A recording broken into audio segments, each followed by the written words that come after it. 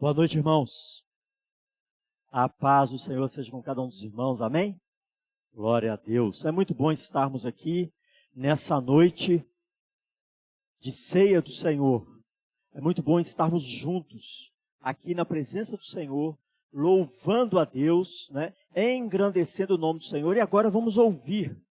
Por meio dos louvores, nós falamos a Deus, nós o engrandecemos. Nós o louvamos e adoramos. Agora nós vamos ouvir Deus falando conosco por meio da exposição da palavra dele. Abra sua Bíblia em Êxodo, capítulo 20.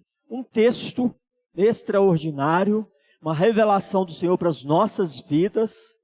Texto muito conhecido, mas que precisa estar muito claro e muito definido em nossos corações. Êxodo 20, versos 1 a 17.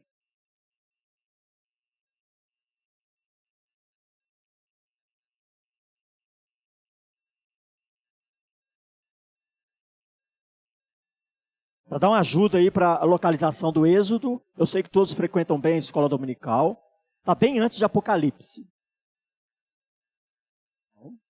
Todo mundo está frequente, todo mundo está ligado aí na posição de Êxodo, não é? Então ninguém vai sair aqui em Êxodo, não. Todos vamos permanecer quietinhos, atentos. Êxodo 20, de 1 a 17. Vamos fazer uma leitura alternada. Eu lerei os versos ímpares, os irmãos assentados como estão, a uma só voz os versos pares. Vamos iniciar, meus queridos? Então falou Deus todas estas palavras. Eu sou o Senhor, teu Deus, que te tirei da terra do Egito, da casa da servidão. Não terás outros deuses diante de mim. Não farás para ti imagem de escultura, nem semelhança alguma do que há em cima nos céus, nem embaixo na terra, nem nas águas debaixo da terra. Não as adorarás, nem lhes darás culto, porque eu sou o Senhor teu Deus, Deus zeloso, que visita a iniquidade dos pais nos filhos, até a terceira e quarta geração daqueles que me aborrecem. E faço misericórdia até 1000 gerações daqueles que me amam e guardam os meus mandamentos. Não tomarás o nome do Senhor teu Deus em vão, porque o Senhor não terá por inocente o que tomar o seu nome em vão. Lembra-te do dia de sábado para o santificar. 6 dias trabalharás e farás toda a tua obra. Mas no 7º dia é o sábado do Senhor, teu Deus. Não farás nenhum trabalho, nem tu, nem teu filho, nem a tua filha, nem o teu servo, nem a tua serva, nem o teu animal, nem o forasteiro das tuas portas para dentro. Porque em 6 dias fez o Senhor os céus e a terra, o mar e tudo o que neles há, e ao 7º dia descansou. Por isso o Senhor abençoou o dia de sábado e o santificou. Honra teu pai e tua mãe, para que se prolonguem os teus dias na terra que o Senhor, teu Deus, te dá. Não matarás. Não adulterarás. Não furtarás. Não dirás falso testemunho contra o teu próximo. Não cobiçarás a casa do teu próximo. Não cobiçarás a mulher do teu próximo, nem o servo, nem o seu servo, nem a sua serva, nem o seu boi, nem o seu jumento, nem coisa alguma que pertença ao teu próximo. Glória a Deus, amém, irmãos? Feche os seus olhos, vamos orar mais uma vez. Pai, nós te louvamos pela tua palavra, que é lâmpada para os nossos pés, luz para os nossos caminhos. Te pedimos, ó Pai, que teu Espírito Santo continue falando aos nossos corações, que ninguém saia daqui da mesma forma que entrou, mas saímos daqui tocados pela tua presença, tocados pela revelação do Senhor aos nossos corações e mais comprometidos com o teu reino, mais comprometidos com a tua palavra, mais dispostos em obedecer ao Senhor e em glorificar o Senhor com as nossas vidas. Nós oramos e clamamos a tua santa presença em nosso meio, que o Senhor esteja, ó Pai, repreendendo toda inquietação em nosso meio, ó Pai, toda dispersação caia por terra em nome de Jesus. Leva os nossos pensamentos cativos em obediência à tua palavra, em nome de Jesus. Amém, irmãos? Glória a Deus. Meus queridos, eu não sei quanto a você, mas eu gosto de fazer algumas pesquisas de vez em quando, particularmente estatísticas. Eu gosto de estatísticas. E nós sabemos que cada nação, cada país possui a sua soberania nacional e tem seu conjunto de leis, sua constituição, suas leis. E nessas pesquisas que eu gosto de ficar fazendo, olhando estatísticas, eu li uma estatística que foi assim extremamente preocupante sobre o nosso país na questão trânsito. Você sabia que apesar de todo o conjunto de leis e regulamentações de leis de trânsito, o trânsito brasileiro mata mais durante o ano do que a guerra lá na Síria? Morrem mais pessoas no trânsito brasileiro anualmente do que nas guerras lá na Síria, naquela região da Síria. Você sabia disso? Apesar de todas as leis, todas as regulamentações, o trânsito brasileiro mata muito. Apesar de todas as autoridades implementarem e imporem leis, pelo fato do homem negligenciar, se descuidar e não fazer caso das leis que o regem, há caos, há transtorno em meio ao povo. Você se sente seguro no trânsito brasileiro? Ao atravessar um cruzamento, uma rua, ao dirigir ou estar como pedestre? Você se sente seguro? Se você lesse as estatísticas, você ficaria um pouco mais preocupado. Ora, quem é a autoridade máxima? A não ser o Senhor Deus Todo-Poderoso, Criador dos céus e da terra. Ele é a autoridade máxima e Ele também estabeleceu leis para que houvesse harmonia em sua criação. Mas quando nós resolvemos ignorar as leis de Deus, há transtorno, há desarmonia, há morte. De repente, não morte física, mas com certeza morte espiritual. E nós lemos aqui em Êxodo 20, o estabelecimento do Estatuto de Deus, o que nós chamamos de Decálogo, os 10 mandamentos. Esses 10 mandamentos se dividem no que nós chamamos de 2 tábuas da lei. A primeira, que diz respeito aos deveres para com Deus, do 1º ao 4º mandamento. E a segunda tábua da lei que diz respeito aos deveres para com o próximo, do 6º ao 10º mandamentos. Nós vamos nessa noite dar uma ênfase na primeira tábua da lei, deveres para com Deus. Em outra ocasião nós trabalhamos a segunda tábua da lei. Mas pensa comigo, Deus, o Altíssimo, Criador dos céus e da terra, aquele que é a autoridade máxima e absoluta, estabelece leis para impor ordem e harmonia na sua criação. Qual deveria ser a resposta inteligente do ser humano? Obedecer essas leis, para que houvesse paz e harmonia entre nós e em relação a Deus. Esta seria a resposta inteligente, até para o trânsito brasileiro. Quem tem um carro em sua garagem ou uma moto em casa? Levanta a mão assim. Todos aqui, a maioria tem um carro ou uma moto. Ou todos nós somos, no mínimo, pedestres. No mínimo. Então a resposta inteligente é obedecer às leis para que haja harmonia no trânsito, para que haja sossego, para que haja paz. Mas não é isso que acontece no mundo natural e muito menos nas questões espirituais. E Deus estabelece o decálogo. E a primeira tábua da lei, que exprime para nós, revela a todos nós deveres para com o Altíssimo, deveres para com o Criador. E nós temos aqui esses deveres, esses mandamentos, estabelecidos pela autoridade máxima. Não é uma constituição de um país, mas é uma constituição eterna do Criador. Uma lei que permanece para sempre, independente do homem. Nós começamos aqui no verso 3, não terás outros deuses diante de mim. Somente um Deus, um único Deus. Não terás outros deuses diante de mim. Pode parecer óbvio, né? Você fala assim, pastor, já estou cansado de saber isso. Mas será que a sua vida gira em torno unicamente do governo de Deus?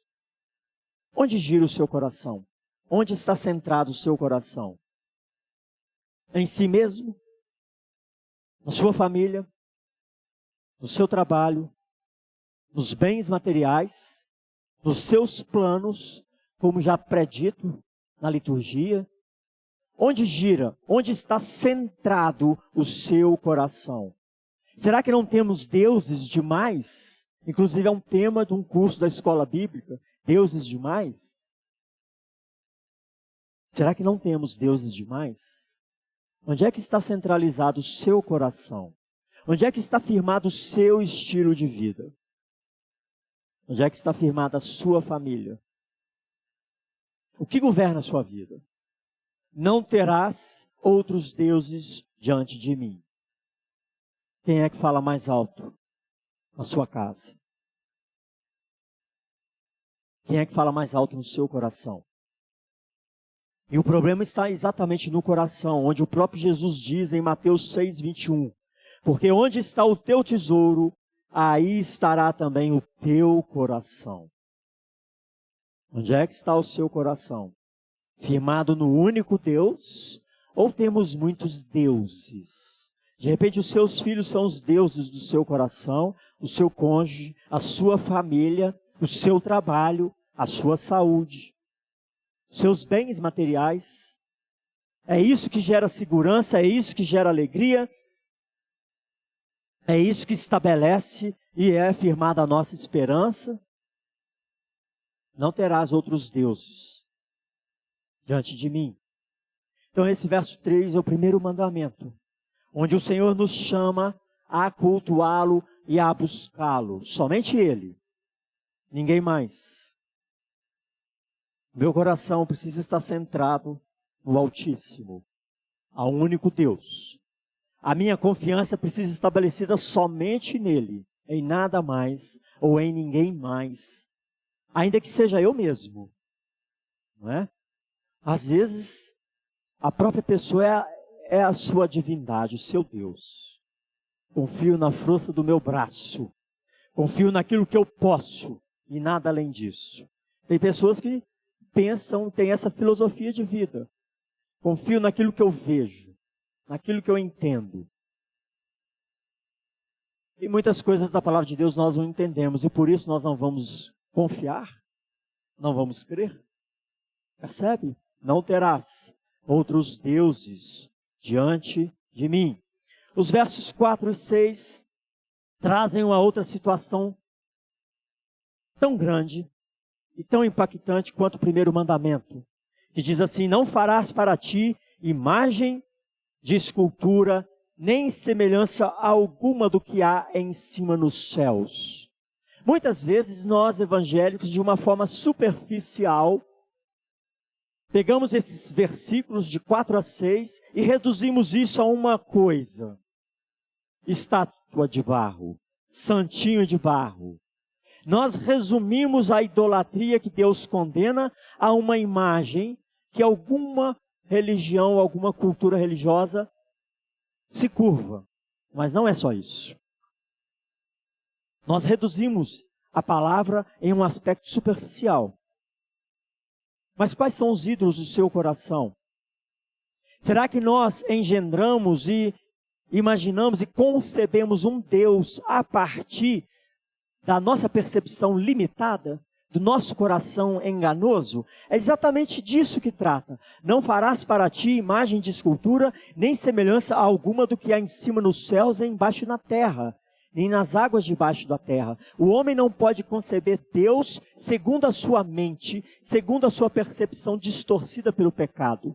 Isso por si só já é uma ofensa a Deus. Por exemplo, um quadro de Jesus que é loiro de olho azul. Um quadro extremamente preconceituoso. Como vamos conceber um Deus segundo os nossos preconceitos? Sendo que o Jesus humano, histórico, era moreno, cabelo escuro, olhos escuros. Às vezes concebemos Deus com o nosso olhar preconceituoso. Quando a gente imagina anjinhos, normalmente é uma criança loirinha de cabelos encaracolados, não é? Parece um anjinho. Já falou isso de alguma criança? Olha que bonitinho, parece um anjinho. Que é loirinho, cabelinho encaracolado, branquinho. Nós muitas vezes concebemos as coisas lá do alto com a nossa percepção distorcida. E é disso que trata. Damos culto e idolatramos o quê? De repente, não nos curvamos a uma estátua de um santo, não temos um cordãozinho de pendurado no pescoço, não damos culto a isso, mas cultuamos o dinheiro, idolatramos os filhos, idolatramos o carro. Minha vida gira em torno disso. A minha adoração é para essas coisas. Adoramos o dinheiro. Esse é o problema da fidelidade nos dízimos, a adoração. Onde é que está o meu coração? Ali está o meu tesouro. Esse é o problema da fidelidade nos dízimos. Adoramos tanto dinheiro que o retemos. Meu precioso. Não é? Fazemos como um bichinho que adorava um anel, não é? Nós temos essa tendência de adorar coisas, de valorizar mais coisas do que as próprias pessoas e o próprio Deus. É isso que implica a adoração. O que mais amamos? O que é que está no centro do meu coração, no centro da minha adoração? De repente não são imagens de barro, não são ídolos que representam divindades, mas podem ser outras coisas. Pessoas, família, enfim. Onde é que o meu coração está girando em torno de quê? A minha adoração gira em torno de quê? De mim mesmo, do meu valor, do meu orgulho, da minha vaidade. Adorando a si mesmo. Esse texto ainda fala de algo muito inquietante sobre a questão de Deus abençoar a terceira e quarta geração. Esses versículos não tratam de maldição hereditária como alguns distorcem e trazem um contexto totalmente fora de contexto. Mas esses versículos falam de adoração. E normalmente, quando falamos de religião, onde é que um ser humano dá os primeiros passos na religiosidade? No seio de sua família. Aprende com seus pais. É disso que trata isso aqui. Terceira e quarta geração, ou seja, se eu ensino os meus filhos a adorar imagens, a idolatrar coisas que não sejam a Deus, eles vão caminhar nesse caminho de pecado. E assim, eles não serão abençoados por Deus. Porque normalmente nós aprendemos religião no seio da família. E se a religião é distorcida, eu vou praticar uma adoração distorcida. É disso que trata, quando fala terceira e quarta geração. Ou seja, normalmente os primeiros passos na religiosidade se inicia em casa. Se é ensinado distorcido, a religiosidade será distorcida. E assim uma afronta a Deus. Uma afronta a Deus. E por falar nisso, como é que você está ensinando a fé aos seus filhos? Eles estão crescendo com uma religiosidade sadia, centrada nas Escrituras? Porque esses primeiros 4 mandamentos diz respeito a como Deus quer ser adorado. Deveres para com Deus. Não é como eu quero adorar a Deus, é como Ele quer ser adorado por nós. Nossos filhos têm crescido e sendo instruídos na forma como Deus deve ser adorado. Deus deve ser reverenciado. Deus deve ser buscado. É disso que trata. Quando diz Deus zeloso, ou seja, Deus ciumento, que visita a iniquidade dos pais nos filhos. Eu ensino errado, os meus filhos vão praticar a adoração errada e essa iniquidade vai ser visitada. Nossos lares cultuam a Deus conforme a Bíblia prescreve. Datas comemorativas como Páscoa, Natal e outras que têm um impacto e uma expressão muito forte no cristianismo, são comemoradas, celebradas de forma sóbria ou de uma forma mundana. Nós estamos instruindo e estamos instruindo aos nossos filhos de forma sóbria no ensino da palavra, da revelação de Deus. Que fé estamos ensinando aos nossos filhos? O verso 7 traz uma outra coisa que é muito banalizada nos dias de hoje. O nome do Senhor. Não tomarás o nome do Senhor teu Deus em vão, porque o Senhor não tomará por inocente aquele que banaliza o nome do Altíssimo. Na cultura judaica isso era tão sério, quando a pessoa invocava o nome de Deus de forma banal, ela era apedrejada. Quando ela banalizava o nome do Senhor, ela era apedrejada. Será que nós fôssemos fazer isso, nós teríamos pedras suficientes? Nos dias de hoje. Como nós invocamos o nome do Senhor em qualquer contexto, em qualquer situação, de qualquer forma. Até no meio de brincadeiras chulas, brincadeiras de mau gosto. No meio de escárnio e escarnecedores. Não tomarás o nome do Senhor teu Deus em vão. Deus quer ser honrado pelo seu povo. E nós precisamos zelar pelo nome do Altíssimo. Invocá-lo de forma banalizada. Fazer promessas em nome dele. Zombar do Senhor na roda dos escarnecedores. Ainda que seja rindo de uma piadinha, que seja uma afronta ao nome de Deus. Isso é fazer parte. Isso é tomar o nome do Senhor em vão. Analisar o nome do Altíssimo. E hoje em dia o que mais tem na nossa sociedade decadente é tomar o nome do Senhor em vão. É afrontar o nome do Senhor. E muitas vezes nós, cristãos, estamos rindo de boca aberta dessas coisas. Alheios ao que está acontecendo no mundo espiritual. Alheios às provocações da sociedade ao nosso Deus. Ao nome do Altíssimo. Versos 8 a 11 completam o quarto e último mandamento no que diz respeito deveres para com o Senhor. Lembra-te do dia de sábado para o santificar. 6 dias trabalharás e farás toda a tua obra. Esse mandamento ele está fazendo alusão a que momento histórico? Que momento da criação? A criação de todas as coisas. Deus em 7 dias faz toda a criação, toda a sua obra. 6 dias ele faz a criação e no 7º dia ele faz o quê? O que ele faz no 7º dia da criação? Deus se cansa. Não é que o texto diz que ele descansa. Ele se cansa? Óbvio que não. O termo Shabá, que nós traduzimos simplesmente, superficialmente como descanso, não é simplesmente descanso. É se desfazer de todo o trabalho, separar um tempo. É isso que é o descanso do Senhor. Deus não se cansa. Ele fez toda a criação em 6 dias e naquele 7º dia ele cessou a obra. Parou a obra. E de igual forma ele exorta o seu povo. 6 dias trabalharás e no 7º dia descansarás. Cessará toda a tua obra. E o que a gente deve fazer nesse dia? Esse é o dia santificado pelo Senhor. Cultuar a Deus. Buscar a Deus. Esse é outro mandamento muito banalizado. Nós temos guardado o dia do Senhor? E não entendem, não pensem que Shabá é sábado. Shabá significa descanso. Ou o cessar da obra. E a gente mistura as pelotas, né? 6 dias trabalharás. Esse é o princípio. No 7º dia, descanso no Senhor. Nós trabalhamos de segunda a sábado e guardamos o domingo. Esse é o dia do Senhor. Esse é o dia do descanso. É o dia que cessamos toda a obra e cultuamos a Deus, como Ele prescreveu, como Ele deu exemplo. E aí algumas pessoas podem dizer, mas sábado não é exatamente o sábado?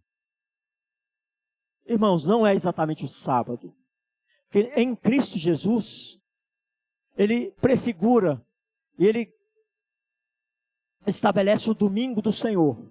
Quando Jesus Cristo ressurge no domingo, quando Ele passa a se encontrar e cear com os discípulos no domingo, quando a igreja de Cristo passa a celebrar culto a Deus no Senhor, nós na nova aliança, nós passamos a aguardar o domingo, o dia do Senhor. 6 dias trabalhamos e o 7º descansamos.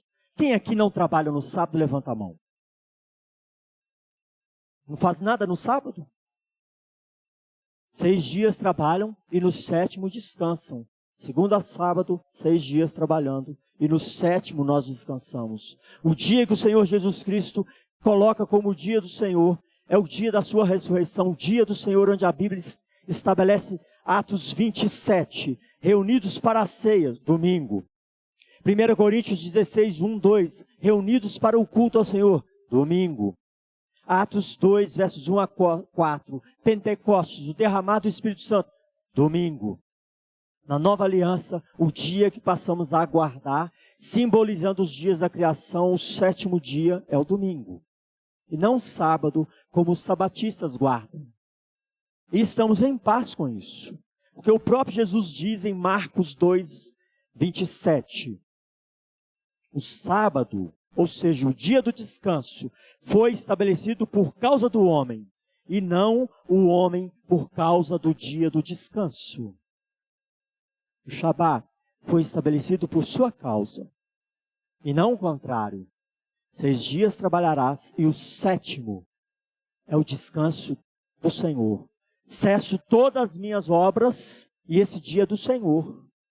Ou seja, quando nós não guardamos o domingo, nós estamos quebrando o 4º mandamento. Quando nós ignoramos o dia do Senhor e deixamos de cultuar ao Senhor, nós não estamos guardando o dia do Senhor. Esse é o momento para estar na casa do Senhor. Esse é o dia. Para a igreja se reunir na adoração, na comunhão, no partir do pão. Esse é o dia. Faça tudo o que tem que fazer de segunda a sábado. O domingo é para o Senhor, para adorá-lo, para cultuar, para se livrar de todo o peso, de toda a correria, de todos os afazeres e buscar ao Senhor, como Ele quer ser buscado. O Shabat é tão sério que lá em Levítico 25 existe um Shabat anual, estabelecido como lei da lavoura. 6 anos semearão e plantarão. No 7º ano, descanso da terra. Ou seja, é um sábado de 365 dias. Ou seja, o termo sábado não é o princípio, não é o conceito. O conceito é o princípio que está por trás disso. Um dia que cessamos toda a obra e cultuamos a Deus. Até a terra foi estabelecida uma lei para que ela descansasse. Durante 1 ano não podiam semear ou plantar naquele campo. Levítico 25 é chamado de Shabat, o ano sabático. E algumas pessoas pegam e falam assim, eu tenho um ano sabático, não vou fazer mais nada. Não é? Já ouviu isso? É. As pessoas pegam a Bíblia e vai torcendo e contorcendo ao bel prazer, não é? Mas vamos lá, meus queridos, diante dessa primeira tábua da lei, desses 4 mandamentos que precisam ser considerados e não podem ser ignorados. Nós temos algumas lições. Eu quero apresentar 2 lições com 2 aplicações muito simples e muito práticas. Primeira lição. O Senhor, como autoridade máxima, estabelece leis para que haja harmonia com Ele e seu povo. E entre o seu povo. Ele estabelece leis. Essa é a lição que nós precisamos entender. Ele estabeleceu leis para que haja harmonia entre nós e com Ele. Qual é a aplicação disso para a sua vida? Eu preciso rever o meu estilo de vida. Meu estilo de vida está em harmonia com as leis do Senhor? Eu preciso rever. Se eu leio um texto desse e ignoro um texto desse, eu vou continuar fazendo tudo errado. Vou continuar batendo, atropelando e matando gente no trânsito. Eu ignoro as leis. Eu preciso rever o meu estilo de vida. Segunda lição e aplicação. O Senhor como autoridade máxima. Ele estabelece a forma como Ele quer ser adorado. Deus estabelece a forma como quer ser adorado. Não nós. Qual é a aplicação disso para nós? Nós precisamos buscar a Deus com reverência. Nós precisamos buscar ao Senhor com profunda reverência, com profundo temor. Nós precisamos acolher a palavra do Senhor em nosso coração com submissão. Não somos chamados para questionar, para debater. para ouvir, entender e obedecer. Ou seja, submetermos a sua palavra, as suas leis. E nós precisamos guardar o dia do Senhor. Porque Ele estabelece um dia para ser adorado com toda a nossa alma, com todo o nosso entendimento. Mais que isso, não só o dia do Senhor, que há ênfase nesse dia específico, mas eu e você, enquanto servos do Altíssimo, somos chamados para adorá-lo 24 horas. O domingo é a cerejinha do bolo. Este culto só faz sentido e só é agradável ao Senhor se durante a semana a minha vida foi rendida a Ele. Se eu vivo de segunda a sábado uma vida ímpia, mundana, não adianta achar que vai se vir à igreja e levantar a mão que Deus vai engolir. Deus não vai engolir. Ele estabelece a forma de ser adorado, com toda a minha vida, com tudo que sou, com tudo que tenho, com toda a minha alma, com toda a minha força, com todo o meu entendimento, com todo o meu coração. E no dia do Senhor, nós vamos aqui como colocar a cereja no bolo, Senhor, e coletivamente adorá-lo na beleza de sua santidade. Primeira tábua das leis de Deus estabelecem como vamos nos portar diante dele. Deveres para com o Altíssimo. E se caminharmos assim, vamos andar em harmonia com ele e entre nós. Amém, irmãos? Feche os seus olhos. Vamos orar?